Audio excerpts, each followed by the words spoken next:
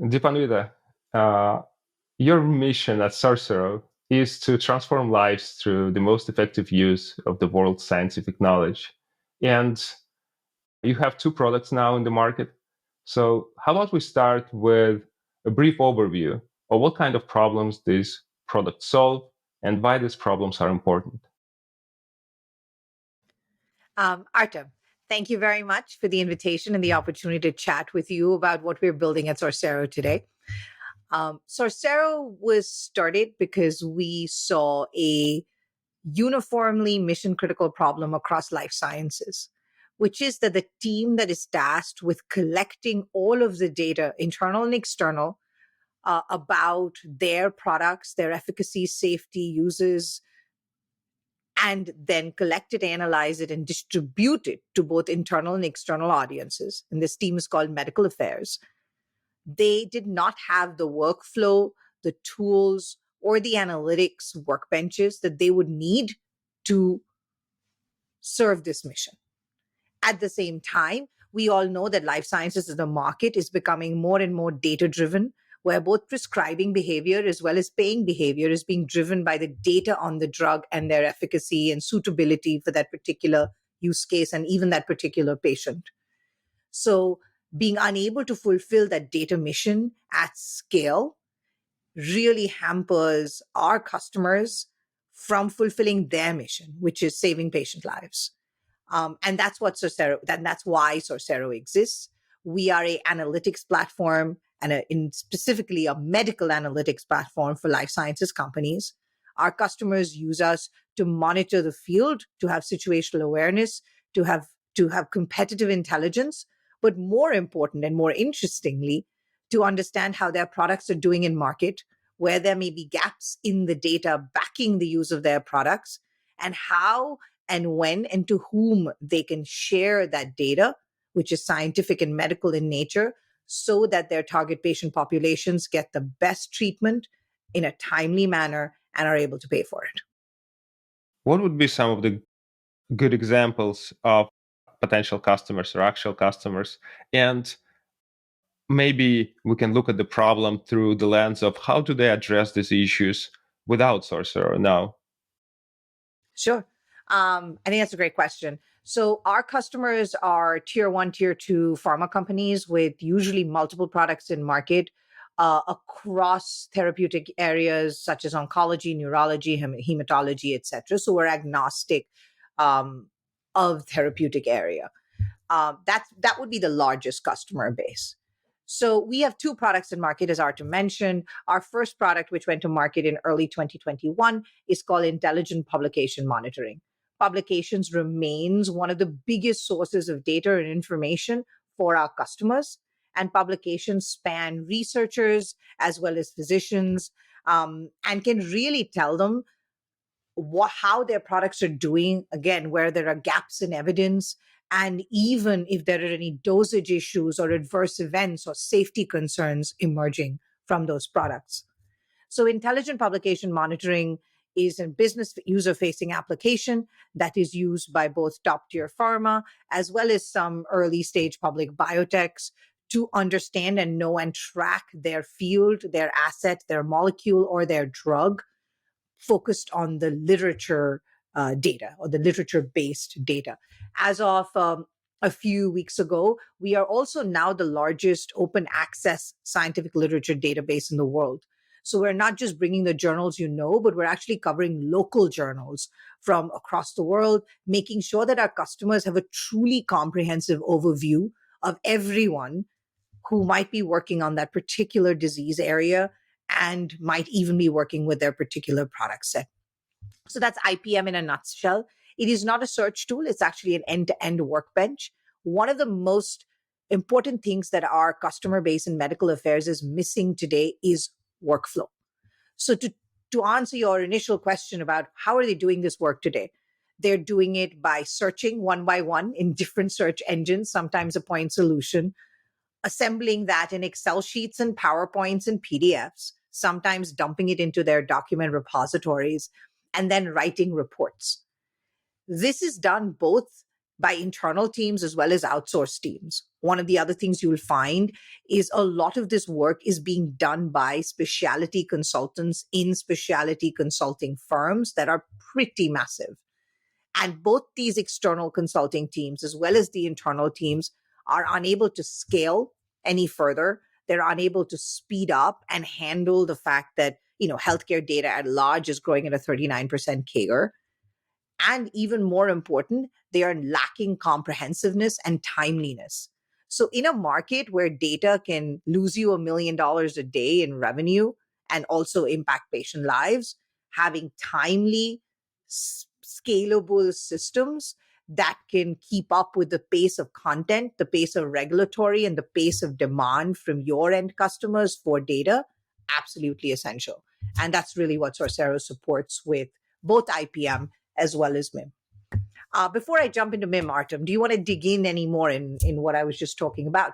Yeah, I think the picture you paint with those consultants or in-house people working on going through the literature manually, it does sound like two things to me. The first one, it's not a very fun thing to do for the people, Not if you have an MD, PhD, particularly. especially. So, and it seems like they should have some potential issue with hiring people for those roles. And the second one, linked with the PhDs as well, is that it should be real expensive to do this work that way.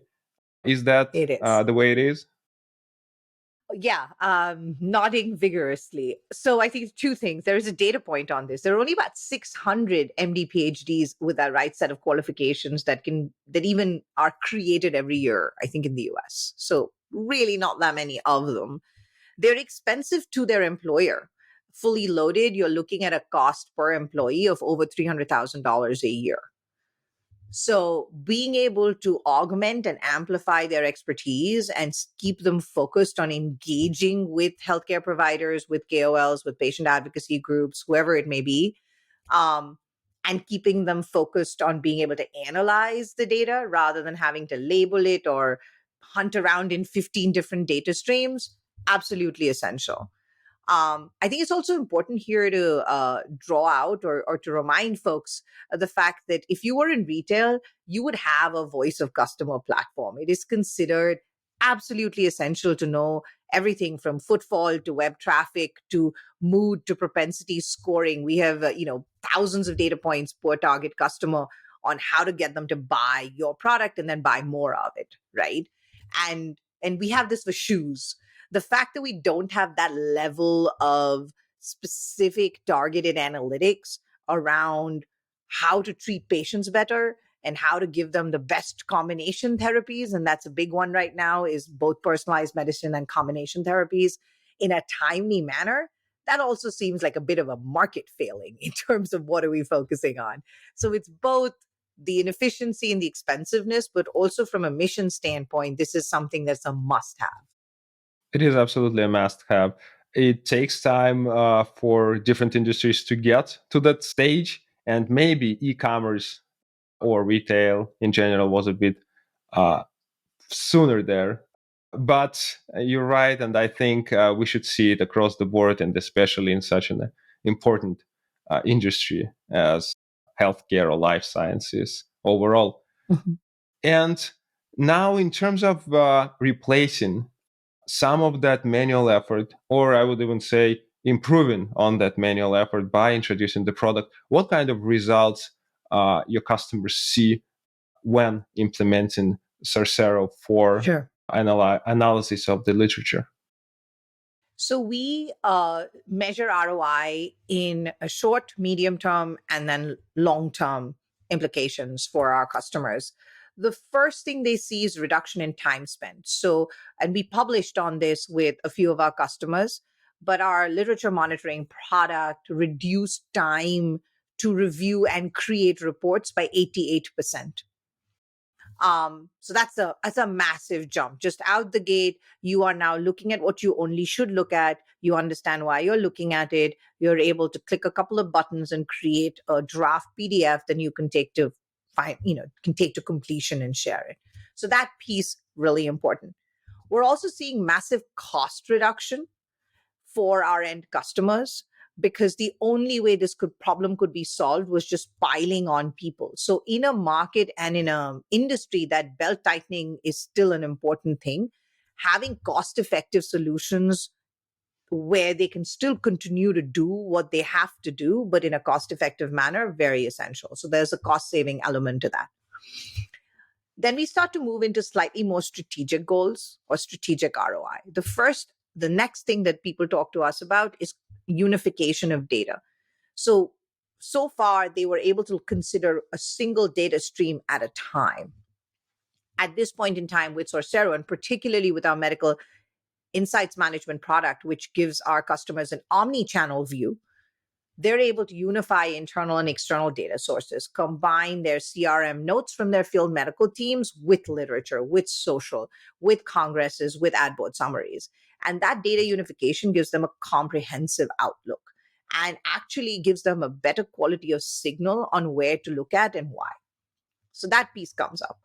And then the third is really interesting, is probably, the real moneymaker, as it were, is strategic signals. So signals, just new information that you are now able to access because there are novel ways of looking at the data. And that is true for both IPM as well as for MIM, where our customers can, again, over the period of time of using this and truly embedding us into their system, start to generate novel insights, tell different stories with the data. And it could come up, and here are a couple of examples of what a novel insight could mean.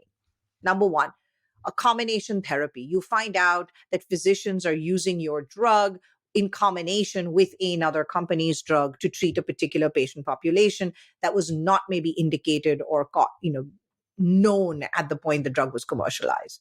Number two, and it takes about $1.7 billion to take a drug to market, and you have about 10 years to make the most of your patent. So one of the other very important things is new indications and new labels. So you find out that physicians are prescribing your drug for quote unquote off-label use. If there is enough data backing that use, that's a new label. That then is a new revenue line. That piece is really important. If you're a large pharma company, you're constantly looking for innovation to partner with, to buy. So being able to monitor that and find matches for, find a matching molecule that someone's working on, really essential, could also be a novel signal.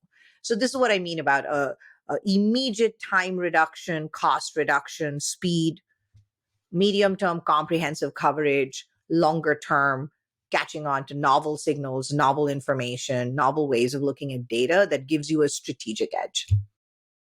It's like having an army of analysts working on your behalf relentlessly to uncover those extra data points, bring it to you. And it was definitely impossible before, because that would be too expensive or too inefficient, not even practical at all. And with the tool, with the Sorcero, it looks like we finally can get at least initial taste of what it can work like, and then build on it to expand your ability to monitor everything that happens, the world around you. That sounds cool. That's correct. Let's talk about the second product. How did it come to be? What are the main benefits there? Sure. So the second product is called Medical Insights Management. I will draw your attention to two words, both medical and insights. Medical, again, very specifically calls out our customer. Our customer, that is medical affairs and scientific affairs, and one of the only teams in a pharma company that can talk about science and medicine directly with physicians. That's not true of the commercial team at all. Commercial teams have to stay stuck to the approved messaging. But a medical affairs liaison or a medical affairs director is an MD PhD and is qualified and sanctioned to talk about medicine to a physician. Very, very important. They are thus looking at analytics very differently. So their analytics are not about how many calls did I have or what geography did I cover. That's important. But they care about, what did this physician talk about? What is it telling me about their experience with my drug? That's what they care about. Medical insights management. So that's medical. Insights in this case append very closely to the concept of a strategic imperative. Technical term, this is all that means is I care about information on dosage, on adverse effects, on combination therapies, on competition. Maybe there are like about 5 or 6 things that are of strategic importance to my company. And I want to look at all of the observations, cluster them, bundle them, and figure out what is happening in the field for each of these categories. So medical insights management is the first of its kind. It's truly omni-channel in that it unifies all of the data across internal and external, structured and unstructured. It enriches it and gives you this very enriched content repository where you then have a workflow by which you have an AI assisted process of clustering all those raw observations into pre-insights, appending them to a imperative, and then having a human being sign off on it. And that's the insight that then informs a decision. Potential new investigator-led initiative, potential new label, potential safety concern. All of that comes out of insights management. So that's medical insights management. Immediate value that our customers are finding is being actually able to analyze those CRM notes at scale. And that's been pretty interesting. So the first few customers on MIM, and MIM just went to market in October. It's very, very new, and it's already like over 60% of our pipeline. So I'm very excited to see how the market responds to it, uses it, and what feedback we get. But the early feedback, they're particularly excited about being able to scan and visualize and understand those CRM notes that have been somewhat lost. They're excited about the data unification piece. Again, not something most folks can offer. It gives them more comprehensiveness. They're really excited about having an AI as an aid. So that first round of clustering that our AI services power, they're really excited about that because that helps them scale up and speed up. And last is narrative dashboards. Dashboards is a tired word, but it can, from a functional standpoint, present information that is very useful to them. So they're able to do long-term they're able to do more longitudinal storytelling and more longitudinal analysis, because having MIM running for a year across all of your data streams just gives you incredible richness. So that's MIM in a nutshell. Again, MIM is very much targeted towards the post-commercial customer. MIM becomes relevant about 18 months before you go to market, all the way through. Excellent. Thanks a lot for the overview. I think we'll talk a little bit more about how did you decide that it's right time to introduce a new product to the market and these other repercussions of this decision. But before we go there, let's talk a little bit about the AI systems powering Sorcero capabilities. And I think let's start with the question, were there any specific innovations in AI that you saw before you started Sorcero that you said, yeah, now it's possible. Now we can do what we want to do. And that triggered this opportunity for you? Yes, actually, very much so. So obviously, one of the things I'd been looking at for a long time is the specificity of this kind of medical and scientific language. It is not, colloquial English.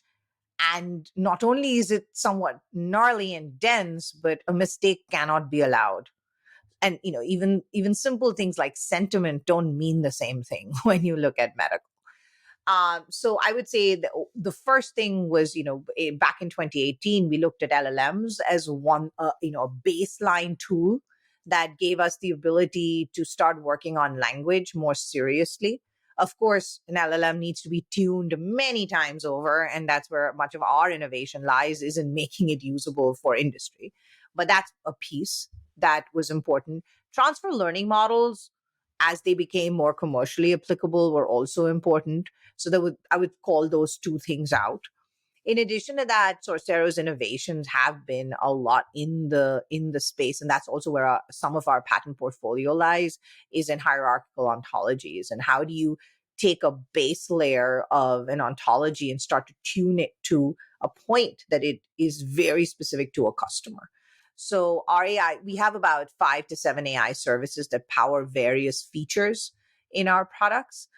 everything from ontological tagging and clustering and topic modeling, but also a really standout auto summarization. Y'all should go to the website and take our little mini Turing test. It's really fun to do. But auto summarization, which has been a really, really big one. Also, various kinds of evolved semantic search. All of these things then end up powering our many product features across both our applications. Were you able to get something from the commercial market, or did you have to take open source models, open source systems, and fine tune them in house? We used, well, I wouldn't call it commercial market. I would say more the government nonprofit space where they do a lot of work on ontologies, particularly, we definitely benefited from that, the National Library of Medicine and so on and so forth. The models, though, definitely open source in this case were the best ones, and those have been fine. And then our cloud, we do use a bunch of MLOps tooling that comes with the cloud, but from a model perspective, they've largely been open source, even though across different creators. And the cloud and the MLOps commercial from one of the big cloud providers. Correct. Okay. Yeah. MLOps, not a solved problem. MLOps not a solved problem. There are so many companies addressing it, coming from so many different angles. What are the biggest challenges right now I with mean, I MLOps? feel hopelessly, I feel like this should get punted to my MLOps team so they can properly complain. But what I hear, and this is important, is, just sort of deploying it, maintaining it. So the difference between an R&D team that's doing some core innovation and the MLOps team that's going to actually to run it, maintain it, benchmark it, improve it. Just the tool set for that is it's not easy, and it's not like it's not a plug and play system quite yet. There's a ways to go. Of course, also not all models are the same, right? Like every time we tune a model and we use ontologies, we're developing our own systems for model tuning, which then have to map to the MLOps. And there's a beast there. But I do think that we're seeing some exciting things happening in the market. I'm excited that there is so much focus on MLOps. I think it's going to be essential for true innovation that is AI powered to touch and to solve business problems. It just is going to be essential. So it's really good to see it. But yeah, my team's still, powering through. Sure, we're still in the very early days of MLOps for sure, because they always kind of one step behind the innovation in AI. New models come out, but it takes time then to operationalize their use and develop all the tools needed. And then, of course, they also have this issue of making sure the market is there for them, because lots of organizations aren't there, frankly, yet to start utilizing AI models. Correct. And so it's hard to sell MLOps tools to organizations that are still only kind of testing the waters in terms of the AI. It's growing, and it's exciting to see more and more innovation there. In terms of the biggest Absolutely. challenges faced and overcame by your team so far in building your AI stack, what would you say were those? I think my answer is going to be part practical, part a little bit philosophical. I think the first thing is there is often a delta, not often, there is always a delta between solving a technical problem and solving a business problem. And often the teams that are tasked with solving a technical problem, particularly in this case, using AI, ML, just sort of that family of technologies, are sometimes a little too separated from the business problem. So I would say one of the things we learned the hard way is what is done and what is production grade from a technical perspective or even a quote unquote academic perspective in the world of AI versus what could really solve a business problem and move the needle forward. Pretty serious delta there. And I think in the early days, we we certainly, and I'm sure this is true of many companies, over indexed on the AI needs to be X, Y, and Z, and then it needs to grow an arm and a leg of its own, and then it has to go like beat everyone at Go, and only then is it useful. So I think that moderation and that constant push and pull, important, and definitely created some struggles.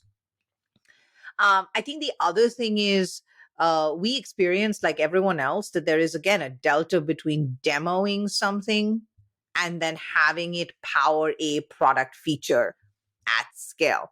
So again, the difference between a single AI powered service vis-a-vis, or a single AI service vis-a-vis like a bunch of different services that are really powering features, quite different from a benchmarking perspective to a maintenance perspective to what does the backend UX UI need to look like.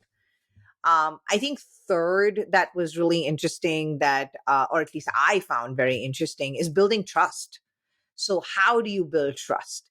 And I think we had some we went through our own journey with this with various customers, where first they'd do a pilot and they'd be like, well, I want to check off on everything that the AI is suggesting by hand. So I'm like, so you want me to generate an Excel sheet that you're going to go through line by line? Yes. And if even one is wrong, it's doomed. Right. So this, again, this building trust and expectations, where a human system is wrong, like, is right maybe 89% of the time, but the machine has to be right 100%. I think the experience of building trust and then baking that into UX, but also that informing our benchmarking work, fascinating. But the biggest chasm remains, of course, between the academic understanding of AI and what a system needs to do and the definitions for that, all of which holds true, and then what's going to solve a business problem today. Quite different.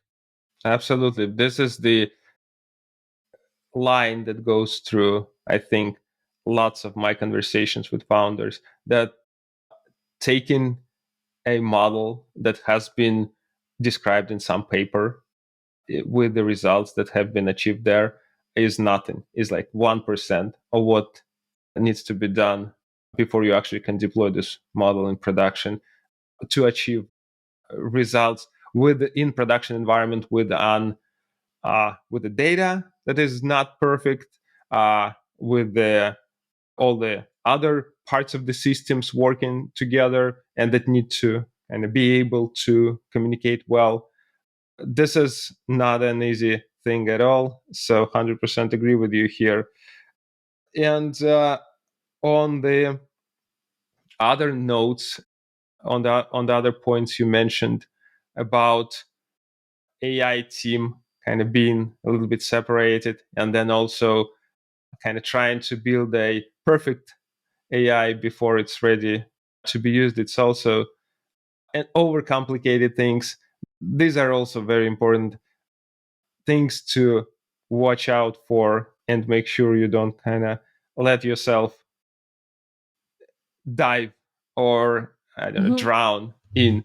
And you need always to remember that it's just a tool, and this is the customer value is the end goal you're working towards. When you look at the current state, I'm sure MLOps is one of the wish list points. What are the other important things team wants to improve in AI systems capabilities going forward? I think that's an interesting question. I can tell you what I am looking at. It may be a little bit different answer than my AI team would give, which is totally fine. Um, I would like a little less hype about everything.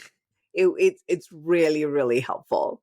So I kind of understanding what a new innovation can actually affect in a business setting today, before you say all our jobs are gone, or we've all got our jobs back, or we're you know it's very distracting. It's just really distracting, and it distracts everyone in the team. And I remember when gosh, I'm forgetting the name, Galactica, I think. Yeah, Galactica or Galactic was released. I got like a flurry of emails about, oh my God, I'm just like, it is completely, I don't even understand how it's related to. So I think that it would be really helpful and a lot less distracting, both to my AI team, who often have to start digging into all of this stuff and answering questions from people because they just don't know how to wrap their brain around it.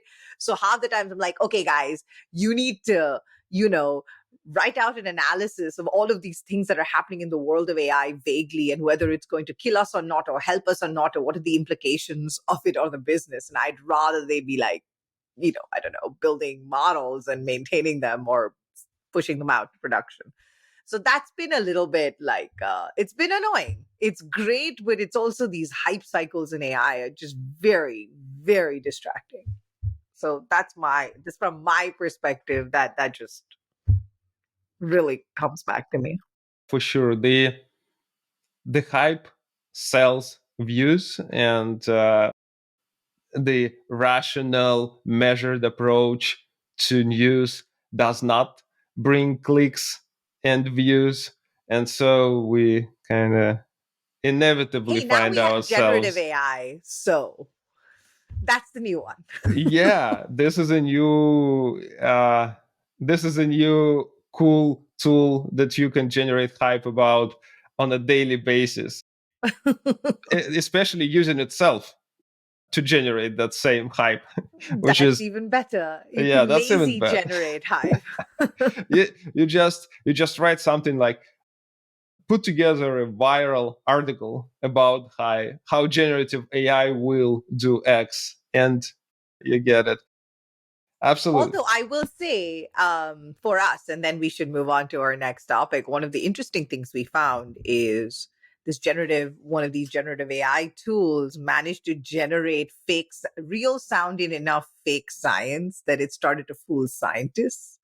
So, us having to engage with it. So I might be being sarcastic and laughing about it, but it's also true that it has to be engaged with. So it's not that, and it's really our role as companies and as people who are working with this kind of tooling every day to also sober as required or reason as required. So yes, it is annoying, but it also needs to be done. Absolutely. And on that note, did you see so far, or did you have a time to think through the implications for Sorcero for the generative AI? So we've been using generative AI approaches for some time. Like a lot, some of our work, particularly on summarization, is generative. It's extractive and it's generative. So uh, we see that as another potential useful tool in our toolbox. Another sort of general large scale model that may teach us and give us different approaches to solve our business problems. Uh, for us, of course, we have to keep in mind that every word and every comma means something very, very, very specific. So there is a there's a long road between something cool coming out and us pushing it out as a product feature. But we are engaging with our customers on how they feel about these kinds of tooling, whether they'll have trust in it, and also how much tuning it will require for us to use it in, plain language summaries or just in auto summarization. Yeah, for sure, it's going to be an important part of every AI systems. It's clear. Yeah, now it's all jokes and fun and games and gimmicks, but it's extremely powerful technology that will be used everywhere across the fields where AI is being used. Let's switch to personal journey. And I think if you could tell us a bit about your journey before Sorcero, and what was the trigger that led you to start the company? So I've had many jobs and have touched many fields. And I have more recently learned to own that. As a South Asian, you're supposed to have decided what you're going to be at 100 when you're 14. And it's usually a doctor, a lawyer, or an engineer. And since I eschewed all three of them, I'm very much in the bad camp. But academically, my background's in a combination of history, law, and public policy. And by and large, I have always tried to study the impact of technology on humans and human systems. That's always been a thread. I previous to Sorcero, I founded and I ran a consulting firm based out of Washington, D.C., which, amongst other things, were tasked with building digital scientific platforms, which is a phrase that is very used in our industry now, which are usually communication platforms that would have to communicate a combination of qualitative and quantitative data on health outcomes, on legislative processes, etc., to a very broad-based stakeholder group, farmers, legislators, advocates. And that's really what got me into the content type. So this particular kind of work that we do in our field, it deals with legal, deals with financial, it deals with medical, it deals with numeric data. It's a very interesting data type. And it's also one that is startlingly complex to handle at scale. So that got me into like the data problem. A lot of my work over the last 4 years before Sorcero had also been in public health and in health broadly. So I wanted to stay in that space. Every single one of us are patients.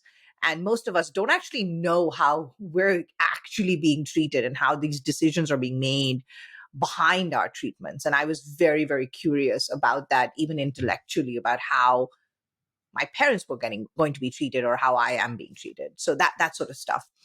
Um, I I think the more interesting story is why I decided to start a company, because there are many ways of solving a problem, and you don't always have to have a startup to solve it. Um, but what kind of excited me about Sorcero and this opportunity was it was a combination of an opportunity to actually build infrastructure for a content type and for a particular set of strategic industries, which means it's scalable, it's reusable, you can do a lot of great things with it. And I'm a big infrastructure and generally systems fan. And then that opportunity to also serve life sciences directly, which married my passion and the things that I care about in doing quote unquote good for the world. That's why I started Sorcero. It was a combination of infrastructure nerd and can solve a problem in a particular industry that is truly meaningful. That infrastructure nerdness, does it come from your family or from some early passions? Where does it come from? um, on reflection, I think it's a combination of family. So, my father was a bureaucrat. My grandfather was a bureaucrat. My mom ended up as a bureaucrat also, even though she's a physicist by training. And I think that, and they've also, they've worked in large, complex systems, painstakingly making change, sometimes over decades, a lot longer than any startup is typically afforded. Um, and I've seen them work through it, but it's also the kind of scale that most people just absolutely dream about. It could take you 15 years to pass a piece of legislation, but it can also impact 1 billion lives on that one day. And then when you compare 1 billion lives and 15 years doesn't seem that long.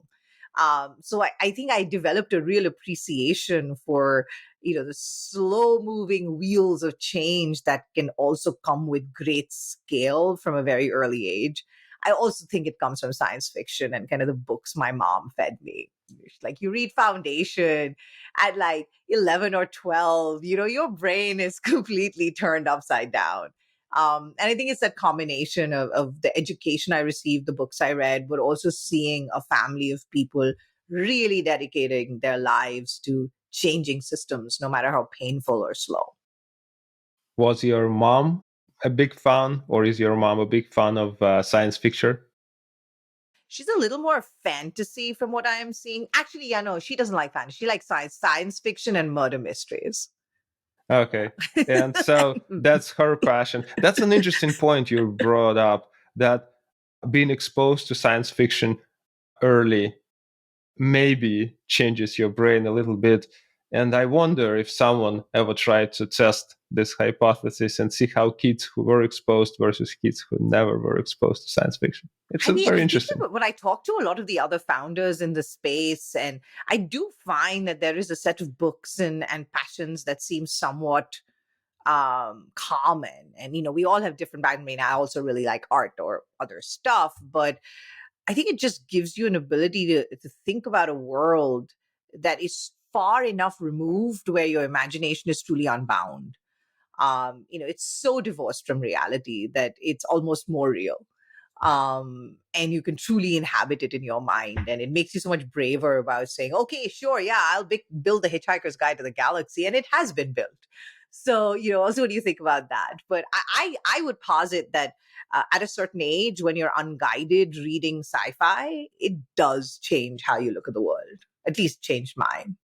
Yeah, it definitely changed mine as well. And I'm curious if it's because we were that way already that it had such an effect on us, or were we not exposed to science fiction in the early ages? Would we still be that type of people we are right now? This is an interesting question. I think it's a question worth pondering. Like a whole, you should do a review. You should like do a nice study on this. I'd be really intrigued. Yeah. Okay. And now you figured out that you want to start a company.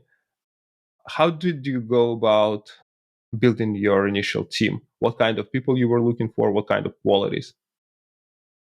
And what had changed between my answer then and my answer about then versus now as well. So first and foremost, I even in back in 2018, or rather in 2017 and 16, when I started doing my research, one of the things that I noticed and caught on to was the justifiable skepticism around anything to do with AI, right? And that still exists in the market.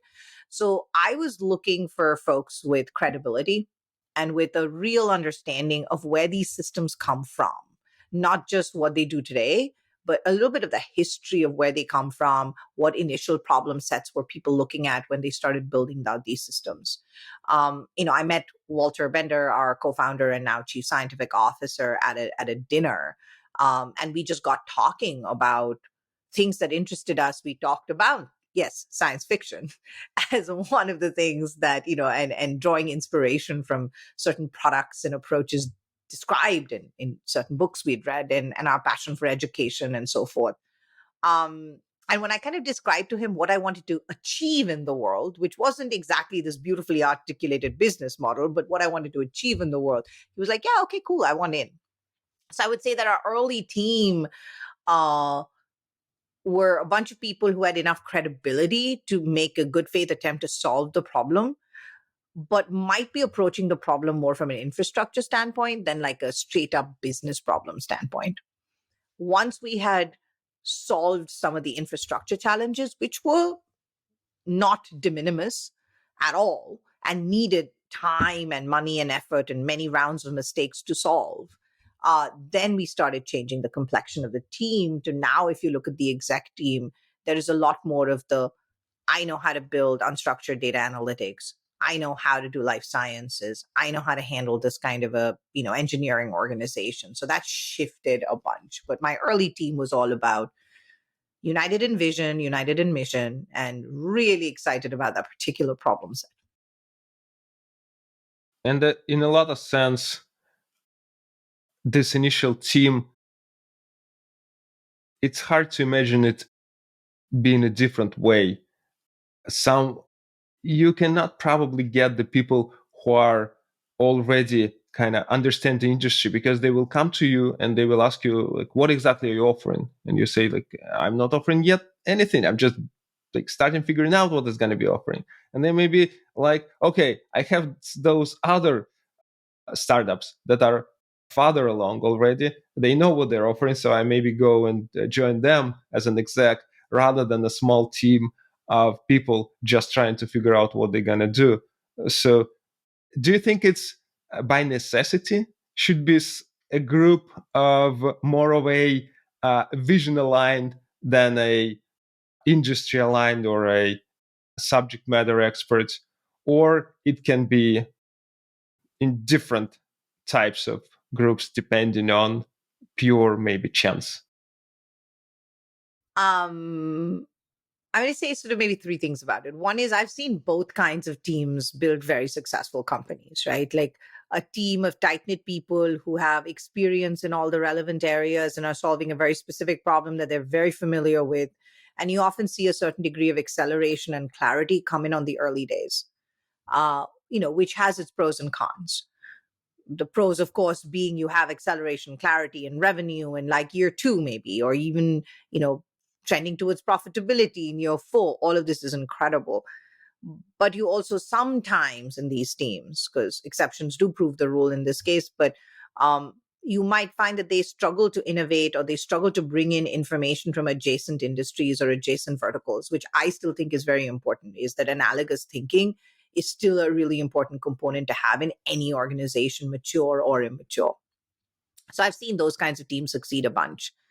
Um, I think for me, I had a set of challenges. I had just come to the States a few years ago. I had not gone to school here or worked here. So for me, it was also a lot of serendipity in who I was going to meet and whether they would align with me. So I probably, if I was doing it now, I might have taken a different approach, and I probably would have taken a different approach, but I have a very different network set now. But, then I was so new to the space.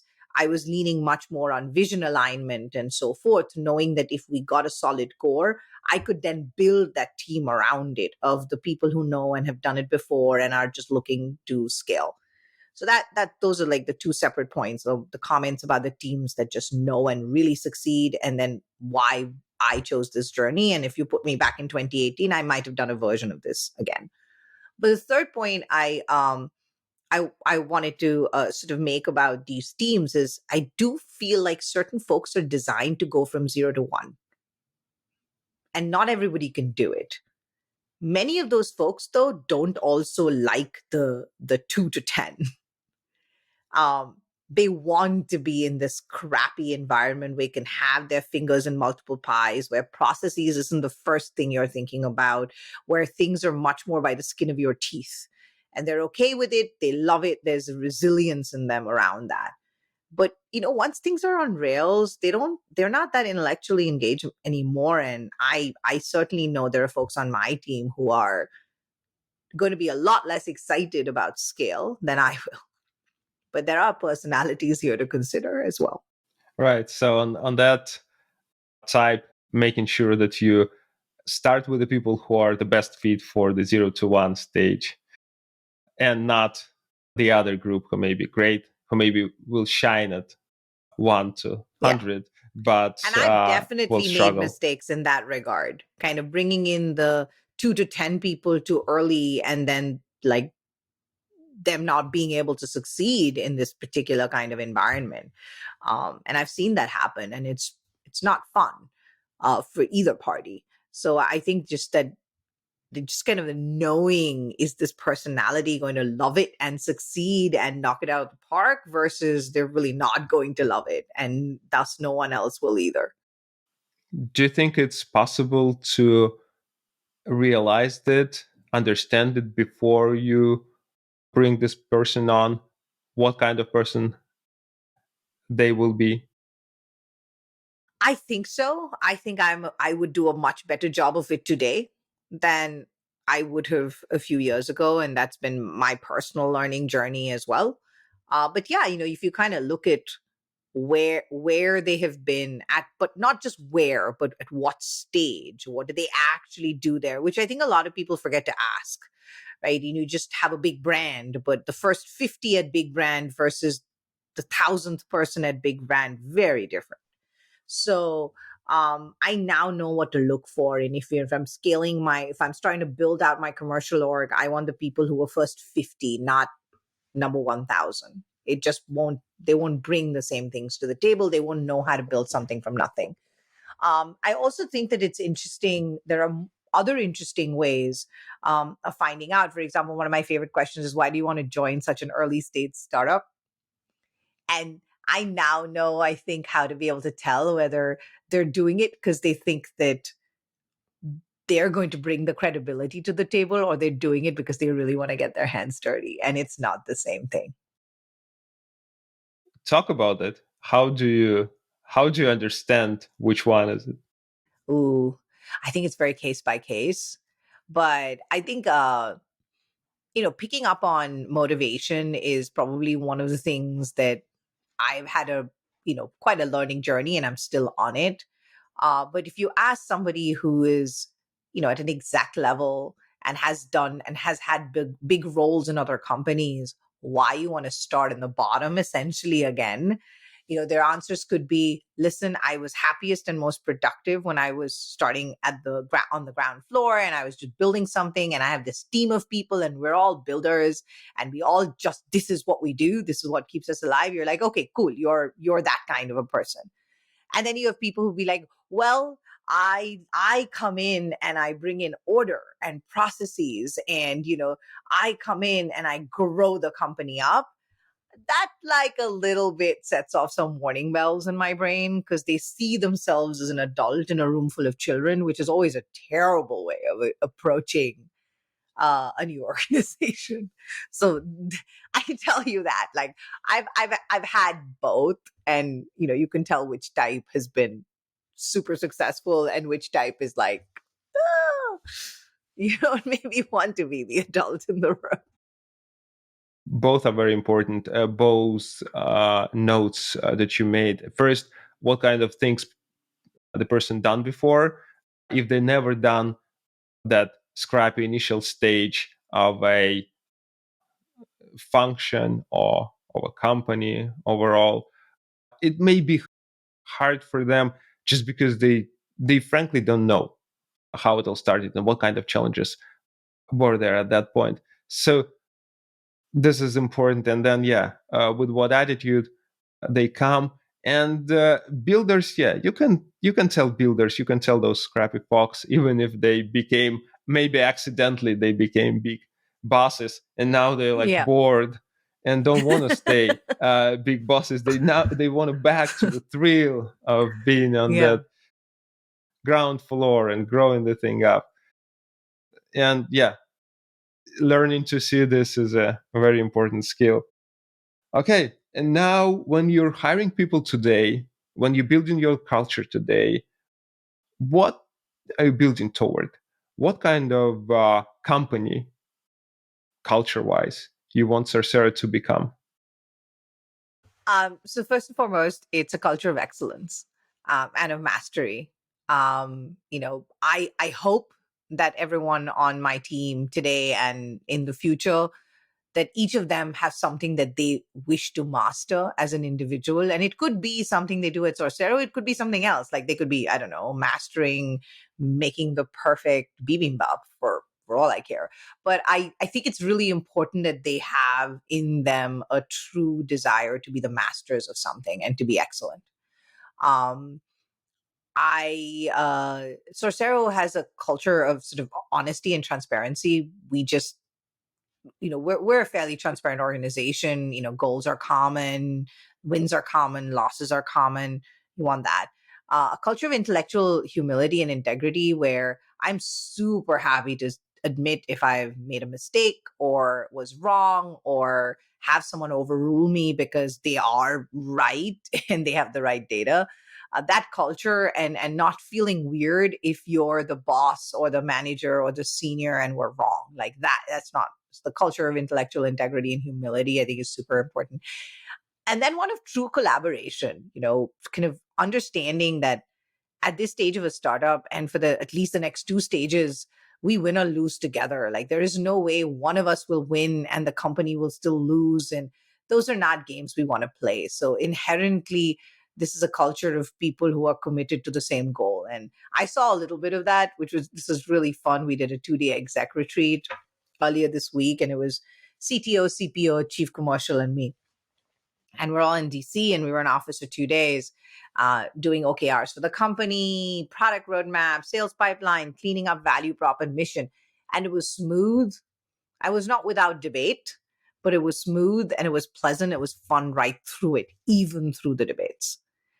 And that's a group that is united behind the same mission. And that's really essential. So I would say mastery, excellence, collaboration, intellectual kind of integrity, and honesty takes you a long way. And on that note of having a fun experience, although it's a challenging experience, and it should be challenging when you plan your next year or your strategy overall, or your product roadmap. There's a saying that if you want to, I read it somewhere, I don't remember who said it, but it struck with me since then, that if you want to go through tough times well, hire people who are fun to work with when it's getting tough. Mm-hmm. And probing for that is 100%. actually something that I said, I need to learn to probe for that, because we always kind of learn how people are when things are fine, when we're hiring them or when we're asking about their wins. Yeah. But yeah, figuring out how people are when things get tough is, and if they are a fun person to be around when things get tough, is a very, I think, useful way of useful addition to the interview process overall of hiring Yeah. people. Um, our serving head of people is excellent, and she's completely turned around our whole hiring process and how we do it and everything. And I'm so grateful for the work she's done, and I'm sure the team is as well. And she was keeping a close eye on this little process that we were doing, because these are the company's OKRs, and they'll inform the teams, and she's got this whole thing going. Um, and I think she called that out. She's like, this is clearly a team that works well together and has adequate gallows humor. One of my board members keeps reminding me that sometimes the thing you're going to need to get through a day is gallows humor. So, whether it's gallows humor, it's some sarcasm, it's a bit of ribbing. Um, it's great. I can definitely tell you how it feels to work with a group of people who are united behind the same mission. Um, it's a pretty great feeling. It is. Okay, for our last question, let's turn to the future.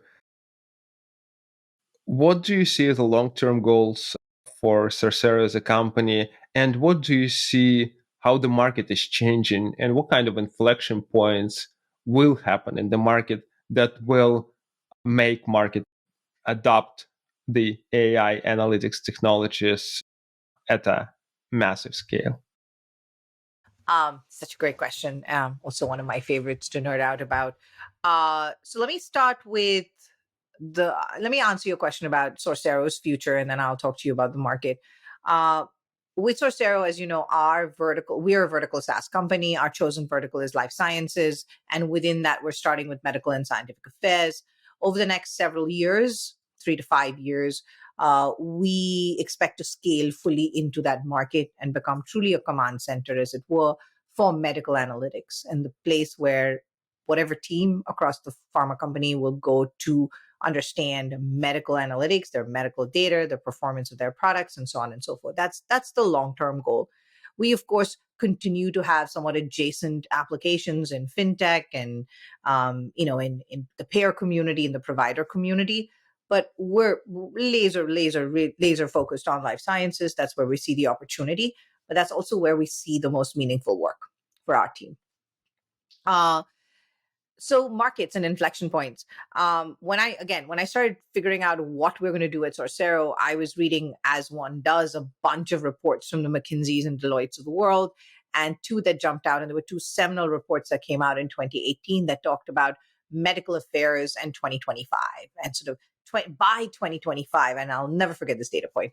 $250 billion worth of prescribing behavior or medicine will be prescribed based on real world data and real world evidence. And everyone heralded at that time medical affairs becoming the true third pillar in the pharma industry, in the pharma company, alongside clinical and commercial. However, we have been, kind of selling to and discovering with our customers the true capacity and appetite of medical affairs. And I would say that capacity and appetite to buy technology to solve their problems, not consultants, not tools, but like truly technology to solve their problems, has really started to materialize last year and onwards. This is now a market that is buying fast, has got onto the fact that they cannot just continue as usual. They are now hurting if they cannot do their work. It's not just an inconvenience, it's a loss. Also, just from a regulatory standpoint and COVID as well, as things get more and more virtual, their ability to have a digital platform and have a technology first approach to doing their work, absolutely essential. So the inflection point is now. And like I mentioned, the medical insights management product, we prototyped it and tested out the market using a webinar all the way back in February 2020. And let me just tell you that there was a lot of intellectual engagement. There was zero buying behavior coming out of it. There were no signals that if this product existed, someone was going to give me $1 million for it. Now things are different. And we have demos coming out of our ears because people actually are looking for a solution. So medical affairs is now, and the next 5 years is going to be absolutely transformative for this industry and for players in it. And I'm really excited to see what we can do and also, do with our partners. It is definitely exciting to see the life sciences industry and medical affairs teams getting ready for Yeah. the AI technologies. And looking forward to all the success of Sorcero. For people interested to learn more about Sorcero, to check out the products, to get in touch, how can they do that?